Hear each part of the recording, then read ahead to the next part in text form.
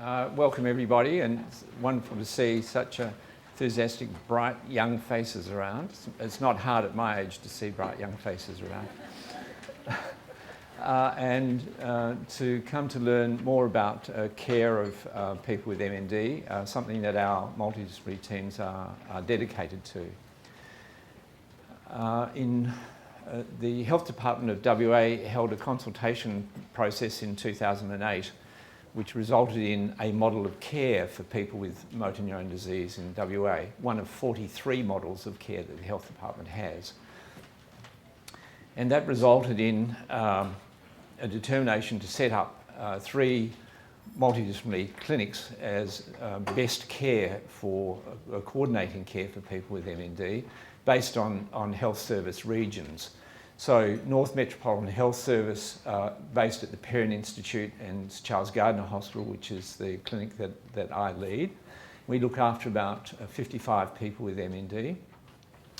And Fiona Stanley Hospital, led by Professor Merrilee Needham in the centre there. The clinic for the South Metropolitan Health Service in the southwest and into the country to a certain extent. And then the East Metropolitan Health Service based at St John of God Midland Public Hospital, and where Fiona Stanley Hospital looks after about 100 patients with motor neurone disease.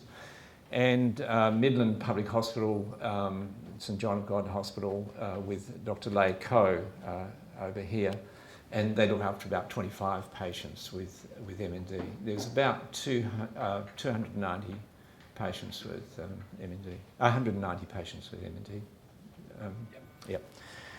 In the state that are registered with the Motor Neurone Disease Association of WA, with whom we work extremely closely. Before I talk about current concepts about motor neurone disease and the diagnostic process, I just wanted to mention some figures that are part of the history of contributing to motor neurone disease awareness and care. Most of you are too young to probably even know David Niven as a film actor. Is that right? If you put your hand up, you'll give yourself away what your age is. But anyway, he's a famous English film actor who developed motor neurone disease in about 1981, died in 1983 in his chateau in Switzerland by Lake Geneva. But he's famous for a quotation, which I think we'd all agree with, which was, whatever you do, don't get motor neurone disease, it's bloody ghastly. But he left a huge bequest to Motor Neurone Disease Association of the UK, which was first established as a self-help organisation in 1979. And the David Niven Foundation continues in terms of its financial contribution to MND care. And his family is still very much involved. Stephen Hawking, of course, is the most famous person with motor neurone disease, and he contracted it at Cambridge at the age of about 21 years of age, and very bravely, I think for his wife, got married in full knowledge of having motor neurone disease, and here he is with a bit of weakness in his legs and a walking stick on a marriage day. But famous for living so long with the disease and living to the age of 76, although he would have probably died in his 30s where he developed pneumonia and had to have a tracheostomy and airlifted back from Switzerland to where he was at the time to London. But in any event, if you develop the disease at a young age, it's a good prognostic factor for living longer for some reason. The most famous contemporary Australian with motor neurone disease is Neil Danaher, an AFL footballer. And he developed the disease in 2013 with a bit of a weak handshake. In fact, his friends, footballer friends said, "Neil, what's wrong?" I said, "You've got a girly handshake," was the quote from him. But he's been, and we saw him initially with diagnosis when he was working with the Eagles as a coach here, but then gone back to Victoria. And he said to me, I'm going to raise some money for research for MND Doc. I'm going to raise $1 million. And I said, that's fantastic, because he has got an incredibly positive attitude. the disease and helping the disease. He's raised now $50 million through the Ice Bucket Challenge and through his organisation Fight MND. He just gave us $1 million grant to the Perrin Institute for Lauren Flynn and for Anthony Akari in basic genetic cell research. So he continues to be incredibly important as a motivator for funding for basic cell research, for clinical trials, of which, and he's helped fund a number of our trials for Merrily and us at Fiona Stanley and through the Perrin Institute. But still going at 6 years on from the onset of the disease. When I first came across motor neurone disease as a young doctor and then as a neurologist, it was still conceived as a purely motor syndrome, that it was due to a progressive degeneration and disease of motor neurons in the cerebral cortex and in the spinal cord and brain stem. So the upper motor neurons in the cerebral cortex and the frontal motor strip communicating directly with lower motor neurons, the final motor common pathway residing in the spinal cord or in the brainstem and out to muscles under voluntary control. But this was a purely progressive motor syndrome of progressive paralysis with usually death over several years from respiratory failure, and was no other, rarely was there any involvement of any other system. But we've realised over the last 10 years or more that this is a multi-system disease, that this is not one disease, it's probably several diseases, many mechanisms that can lead to motor neuron disease death, with the final common pathway being the common denominator of progressive paralysis of muscles under voluntary control. But it's not one condition, it's not one thing that we're going to find which is going to fix it. There's going to be multiple pathways to degeneration of these motor cells. And this was clearly demonstrated when it was discovered that a mutation of a gene on the 9th chromosome, C9 ORF72 gene mutation in 2011, when this was discovered as a risk factor for getting MND, that members of the family could get a spectrum of disorders. So you could get pure motor neurone disease as the motor syndrome and nothing else, or you could get frontotemporal dementia without any motor manifestation from the same gene, or you can get a mixture of both. You could get frontotemporal degeneration and dementia plus the motor manifestations within different members of the family. So now sometimes people will present with a frontal dementia syndrome but then at a later date begin to get weak and, oh, hang on, the penny drops, they've got motor neurone disease as well, for instance, or the other way around, motor neurone disease and then get dementia with it.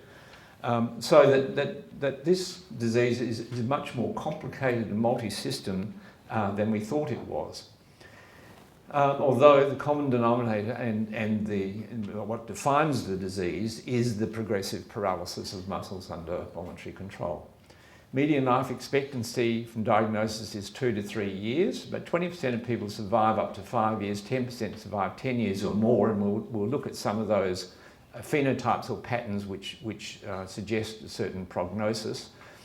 And these figures come from community studies now, not from just clinical studies. So we've had Australian Motor Neurone Disease Registry with over 2,000 people followed from diagnosis and a large proportion of them to death, where we now have very strong Australian statistics on the various phenotypes and on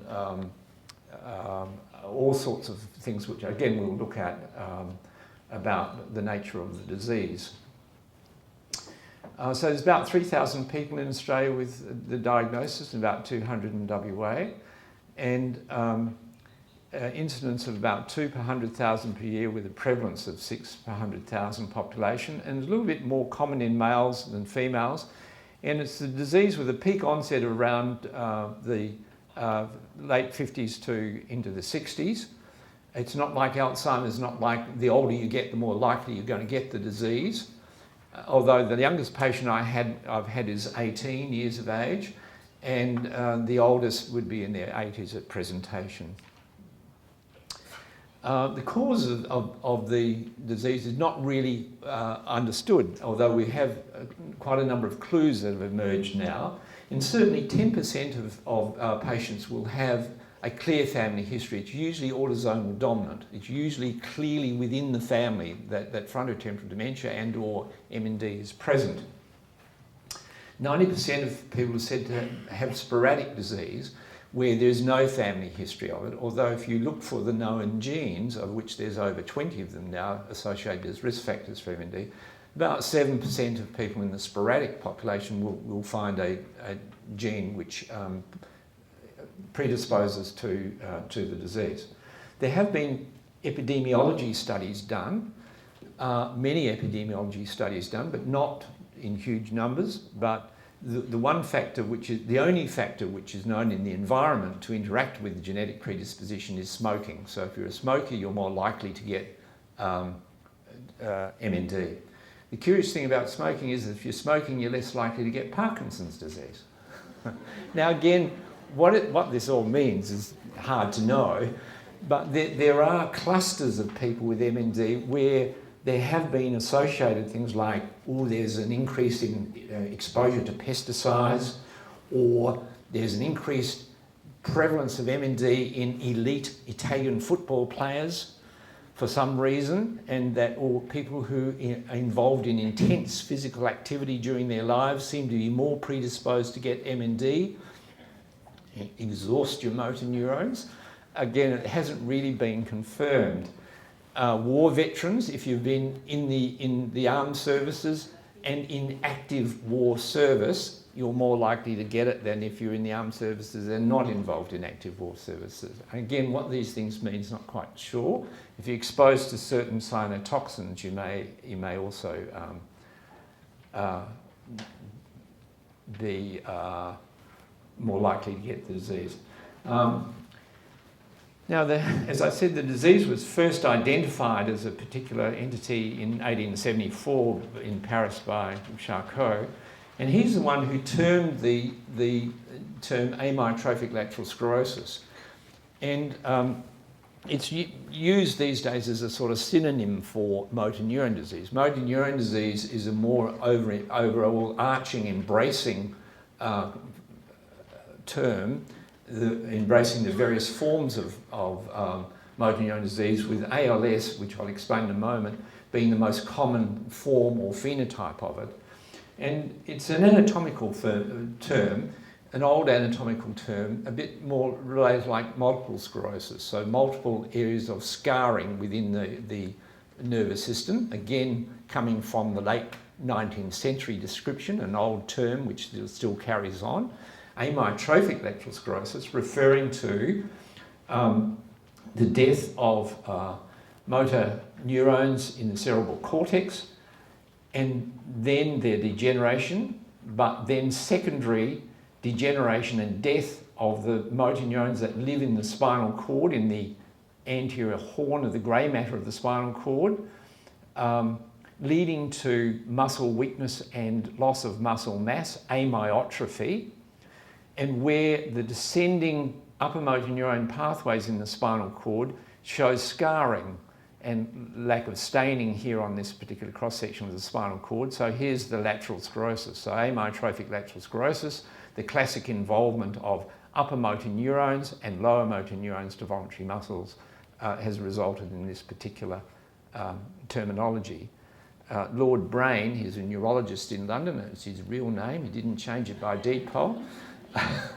Russell Brain, he introduced the term of motor neuron disease in 1962, which we use in our health system, whereas in the USA they will refer to as the ALS Association, for instance. And when we look at the cells, under the microscope, sure enough, here's a healthy motor neuron. These are very large cells, these BET cells. They're the largest cells in the body, they're said to be, and are very complicated with long extensions out through peripheral nerves. So here's a nice healthy normal motor neuron, here's the shrunken dying motor neurons, and when you look under electron microscopy, you see these protein aggregates and disorganisation of the cell leading to cell death as part of the process. We didn't know anything about the specific genes until 1993, when the SOD1, that's copper zinc superoxide dismutase enzyme, was discovered. In fact, we contributed to that research here, because we had a family with 38 members over several generations who had motor neuron disease, and it was their contribution that helped with a worldwide search for the genome to find a common gene.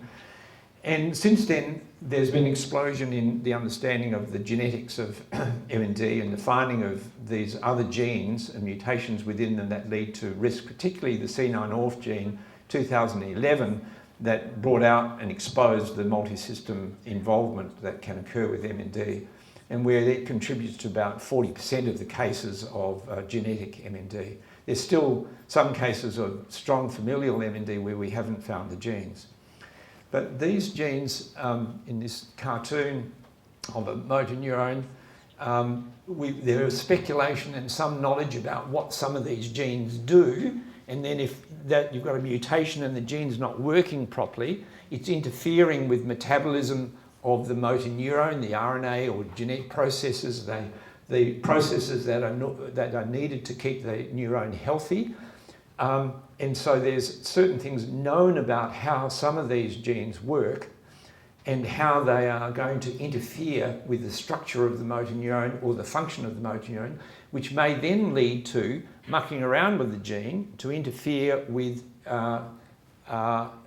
its deleterious effect and lead to potential treatments.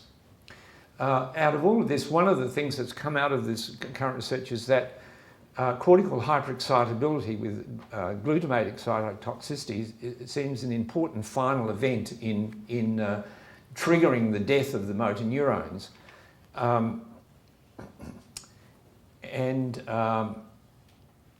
That has led to certain hypotheses and has led to the only successful treatment so far of a medication called riluzole, which impairs glutamate release from cells. Glutamate's a neurotransmitter.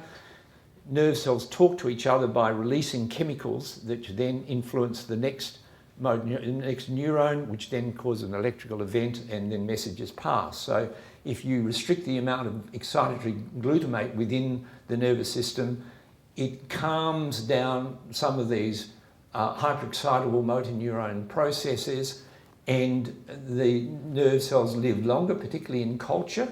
Motor neurons live longer in culture in a hyperexcitable state when they're exposed to riluzole. And when in patient trials, where control group versus group of patients with motor neuron disease receiving riluzole, that you'll live longer by at least 2 to 4 months, up to 9 months probably if you take it very early in the disease. So it's not penicillin. It doesn't fix the condition, but it's the only thing that's been proven in clinical trials and in experimental models that does improve longevity with the disease. But has led to the favoured hypothesis that this is a disease which begins in the motor cortex with some development of hyperexcitability of motor neurons for some reason, which then influences the lower motor neurons, which then leads to cell death. And again, this has been proven by research in the eastern states by Steve Vucic and by Matthew Kiernan, where they've developed this test where with a magnetic coil you can selectively stimulate the motor cortex and record from the upper motor neurons to the lower motor neurons down to a hand muscle and record the time it takes for that motor stimulation to get the muscle to contract, and see what happens when you give an initial stimulus and then a double stimulus. And you'll find that in people with MND or people who in the family with C9orf who've not manifested the disease yet will show a difference in their response, that they've got hyperexcitable motor neurons which are different from the normal brain response. And again, seemed to confirm that this hypothesis about starting in the cerebral cortex, it makes sense when you think about frontotemporal dementia being associated with this disease as well. It has led to a hypothesis that from birth to death, in someone we're all at risk of getting motor neurone disease, but particularly if we've got a genetic predisposition to it, either the known genes or multiple genes that might be contributing to this in some way, but where over time there's some interaction with environmental factors that lead to molecular damage, and they think over about a period of a 6-step process where if you reach a certain threshold of molecular damage over time, then cell death occurs, and then weakness and leading to death will occur. And if you've got the genes, then you start halfway along this process. You're disadvantaged as opposed to normal people. But what these environmental factors are that interplay with the genes is, again, speculative. Diagnosis: presenting symptoms, most often weakness in a leg or a hand. So poignant stories of people, men, pegging out the washing and couldn't press the peg properly. I mean, I know all about that, to open it and putting the washing on the line, and that's the first presenting symptom. Or someone playing the flute and couldn't get their little finger slide down, or someone doing overarm at Challenge Stadium and the finger drifts off, can't keep the fingers closed. Why is that? Weakness in the interossei in the hand, presenting to GP and then into investigation, and this is motor neuron disease, beginning of. Or running through Kings Park and tripping over a log, couldn't lift your foot properly, beginning symptom. Or on the telephone, have you been drinking? There's something wrong with your speech, So weakness most often in a limb, or dysarthria more common than dysphagia, or occasionally people presenting with generalised fasciculations, twitching in muscles that have suddenly occurred, and where there may not be weakness initially, but then weakness appears.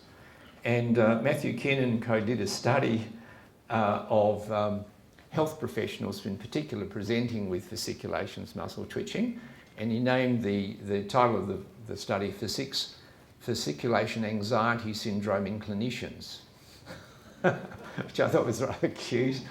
I mean, hands up anyone who gets fasciculations. Are you aware of getting them? I mean, I do. I get them everywhere. I get them in my face and, chest, buttocks, everywhere. But I mean, I'm probably going to get motor neuron disease because it's probably like leprosy. I've been associated with them so long, I'm probably going to get it. So I shouldn't be included within that. But there is certainly benign fasciculation syndrome where, just as part of normal physiology, twitching will occur predominantly in the calf muscles, where you can see writhing muscles, writhing in the calf muscles sometimes, particularly in bike riders, which causes anxiety in people, and they present, they Google what causes muscle twitches, MND.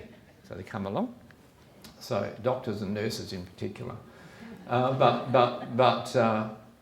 Where investigation shows no weakness, and then, if we do needle examination of the muscle, we can prove there's no denervation occurring, and then follow up over 5-10 years, nothing happens to the person, So benign fasciculation, we sometimes see people with that, but people can present with fasciculations and a bit of weakness, or fasciculations, no weakness, and then declare themselves within months of developing weakness.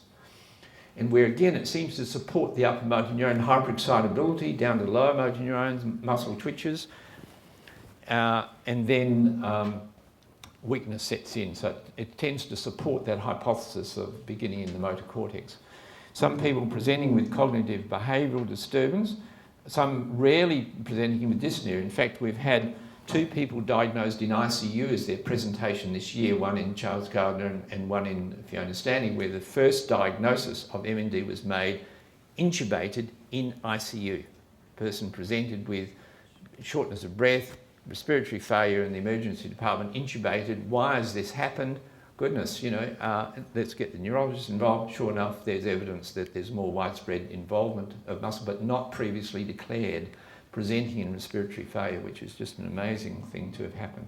So you turn up with that symptom to the GP, and so if it's a speech problem, you'll end up seeing an ear, nose and throat person, have certain procedures done quite often. There'll be a period of uncertainty, and in our registry, it still takes about a mean time of a year from symptom onset to get to a point of confirmed diagnosis. Now, it can be a policeman's diagnosis or your own diagnosis of the internet that sometimes people make, where it's slam dunk right from, well, bend that centre, slam dunk, get it? A slam dunk, that's what it is. You know, it's clear there's upper motor neurone, lower motor neurone involvement, widespread involvement, progression, family history. You know, you've got it, you know, on first presentation, no doubt about it. But, you know, there can be a tortuous process. If you turn up with a weak hand or a little bit of trouble with speech but nothing else, you know, there'll be a period of limbo, a period of uncertainty, and then leading to investigations, sometimes a trial of drugs against lower motor neuron, pure lower motor neuron syndromes. No brisk reflexes, no upper motor neuron involvement, where we'll use IVIG because there are immune neuropathies that sometimes mimic motor neuron disease. Imaging rarely shows anything. We use it mainly to exclude other diseases, but late in the disease you might see changes in the motor cortex. Signaling, you might see the tract degeneration, and if you've got dementia, frontotemporal dementia, you may see wasting in the frontal and temporal areas of the brain. So imaging, MRI, mainly used to exclude other diseases. Again, if you use subtle measurements, you can show volume loss, you can show tract change, you can use, but they're no use in a diagnostic sense at this stage. And PET scanning, functional MRI will show changes in early MND and all the rest of it, but again, not diagnostic.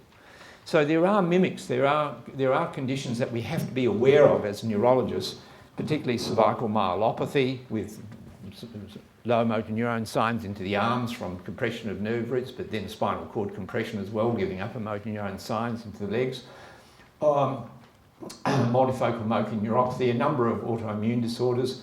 People who've had radiation therapy 5 to 20 years ago will sometimes show up having had then delayed effects on the motor system with segmental lower motor neuron degeneration, and we have to be alert to all these things to make sure we don't make a mistake. And so we characterise people with what's called phenotypes depending on the mixture of upper motor neuron signs, spasticity, brisk reflexes, weakness, slowness of movement, lower motor neuron signs involvement, muscle wasting, fasciculations, and the mixture of the two, the most common being the amyotrophic lateral sclerosis mixture of upper and lower motor neuron, but with other rarer phenotypes. So 85% of people having an ALS, upper motor neuron, lower motor neuron mixture of onset, but a smaller percentage, 10% of people having lower motor neuron almost exclusively, flail arm, end up walking around speaking, swallowing, but useless arms like flippers, or legs useless but the rest hanging on, or a small percentage of people with predominantly upper motor neuron involvement, stiff, slow movement, spastic, living longer. So median survival from onset of symptoms from 1,700 people in our registry, 2.5 years. So this is real time. This is real information from the Australian population. But if you've got a flail arm phenotype, more lower motor neuron involvement, or upper motor neuron involvement, you live longer. So telling the diagnosis. Now, Samar's going to be talking about this in her talk. It's a massive event, learning you've got motor neuron disease, because it's a death sentence. If we've got it right. We get it right almost all the time. And it has to be given, it's always remembered. So everybody who's ever had the diagnosis of MD will always remember the event.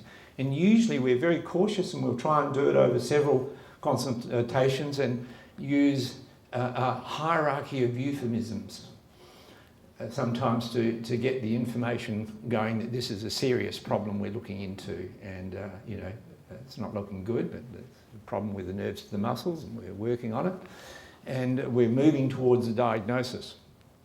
And we use giving bad news protocol. So there are ways of delivering bad news and making sure where the person's up to, do they suspect it or not, and how much information do they need, and to make sure that there's follow-up and support for the person. And these are the sort of questions we end up having to discuss. You know, what will happen to me? Is there any treatments? Is there a cure? How long will I live? What form of MND do I have? Will my children get it? How will I tell my family and friends? What will happen at work? How will I die? So these are all the sort of questions that one has to deal with as a neurologist and as a multidisciplinary team.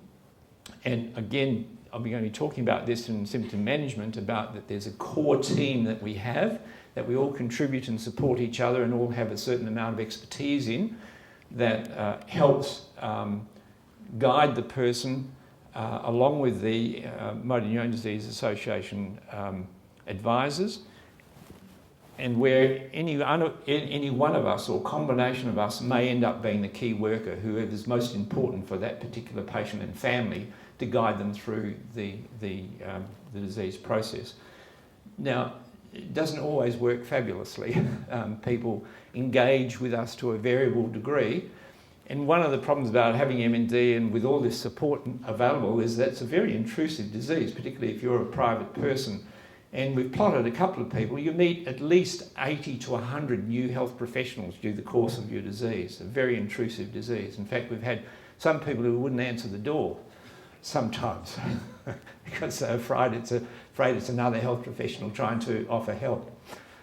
I mean, it's a bit of an exaggeration, but that has happened. But in any event, we'll talk more about that when we get to symptom analysis. Respiratory management and the advent of the new non-invasive ventilation machines has been one of the wonderful treatments available for people for symptom relief and for prolonging life. And we're going to hear more about that from our home visiting respiratory nurse, Brooke, shortly, in about 2 or 3 minutes' time. So I've finished my first talk on time, Samar.